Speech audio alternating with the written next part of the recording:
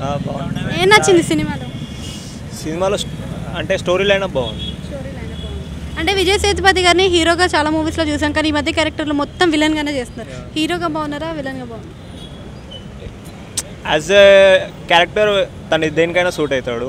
But మూవీలో మాత్రం ఒక స్టోరీ లైన్ అప్ ఏంటంటే ఒక అమ్మాయిని అలా బాగా చూపించారు. అంటే ఐ మీన్ ఆ స్టోరీ బాగా అందరికీ టచ్ అవుతుంది. బాగా యాక్షన్ స్టోరీ ఎలా అనిపించింది మరి? అందరికీ కనెక్ట్ అవుతుందా? కనెక్ట్ అయ్యిద్ది, అందరు కనెక్ట్ అయ్యిద్ది. చాలా బాగుంది. ఈ మధ్య ఇలాంటి స్క్రీన్ ప్లేని ఎక్కడ చూడాల. పగా ప్రతీకారులు పూర్తి వెరైటీ, చాలా పెద్ద హిట్ అవుతుంది. అంటే విజయ్ సేతుపతి గారి యాక్టింగ్ కాదు, చాలా అద్భుతమైన. ఆ సినిమాలో లక్ష్మి ఎవరు? ఏమన్నా లక్ష్మి ఎవరు? లక్ష్మి చూడాలి, చూసి చెప్తే అదే కథ.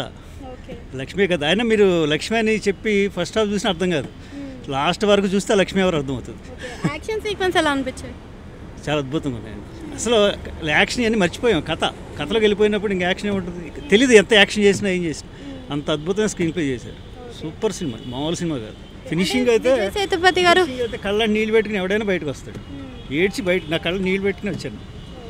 Okay, thank you. ఓకే.